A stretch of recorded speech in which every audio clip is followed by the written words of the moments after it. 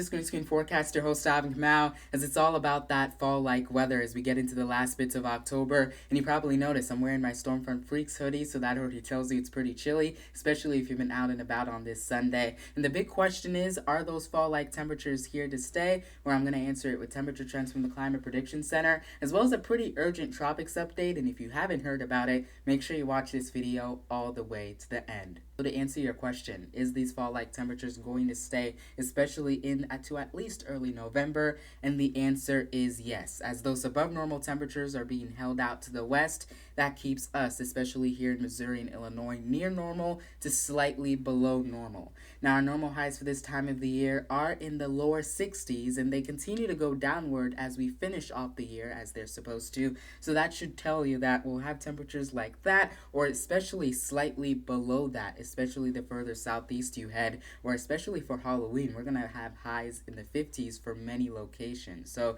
that shouldn't just tell you, okay, highs in the 60s, there'll be some days where it's a little bit lower than that. And of course, we're not even talking about the morning highs. As you can see, this is actually from Pivotal Weather. It takes you into October 31st, and it shows you those high temperatures across Missouri and Illinois in the mid to upper 50s. So pretty chilly, as it should be for this time of the year. I can remember each and every year around the end of October where I start pulling out the sweaters and the long sleeves, and then there are other days where you wear the short sleeves. I think that's what we're going to see as we head towards the last bit of October. Pretty chilly, but as we head towards November, while we might start off pretty chilly, we might warm up a little bit and then go downward again. And to answer that, in your 8 to 14 day temperature outlook, you see that the return of above normal temperatures wants to move our way heading into early November, while those below average temperatures stay out to the east. So we might see more of that warmer air try to push into our region, but in the month of November, we're going to have to start keeping an eye on those cold blasts to see if they either hold up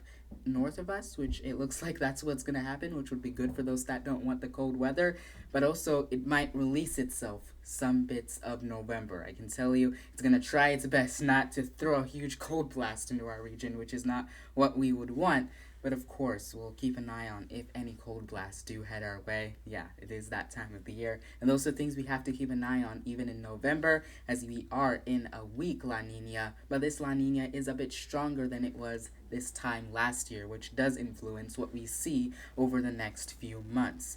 Now, of course, Melissa, this is the big storm, and this has been pretty much the big talker across a good portion of the nation. You can see Melissa is a pretty strong hurricane right now that is expected to head towards Jamaica, but the unique and very strange thing about this storm is it's expected to be very slow moving. The good news from this storm is it's going to make that northeastern curve, and it's going to stay away from the United States. It's going to stay away from Florida as well. It does look like it might just stay, at least the cone of uncertainty will stay just outside of the Dominican Republic. But again, for Jamaica, especially if you have, hopefully, not any friends or family there, they're calling for a pretty catastrophic storm. And I don't like using those words when it comes to such a storm like this, but it is a strong one, and it also is very slow moving, so it could drop maybe over 2 feet of rain in that region. That's how slow moving it is. So that's nothing that you would want to hear, even if it stays away from the US, but at least it is, because it's a very slow moving storm, and we'll keep an eye on at least over the next week when it approaches Bermuda. Right now it's expected to be a hurricane by the time it gets there, but of course we can get changes with the track, and that's the reason why it gets more uncertain what this will do even as it heads further out into the Atlantic. So definitely something to pay attention over the next few days. Probably a lot of news stations going to be talking about what's going on down in Jamaica. And I will tell us, at least for everyone else along the coast and the East Coast, while we haven't seen anything crazy for this hurricane season, we always have to also keep an eye on November, but the chances for any tropical development in November is always much lower. It's never zero, but it's always much lower. We just have to keep an eye on the month of November. 2025 has been very strange and unique in many ways, so don't let your guard off down, and if there's anything crazy in November, I will let you know. But of course, we just want to talk more about that fall-like weather, and we'll see how long it lasts into early November, and I'll keep you updated on that, even on my socials. But if you haven't already, always stay up to date with the weather, especially maybe you're watching this from Jamaica. Probably no one is, but if you are, NOAA weather radio would be great. Replace the batteries on them because alerts come immediately, even for us in Missouri and Illinois, especially as we enter into what we call secondary severe weather season, which I'm not concerned about it as much as I normally are in previous years.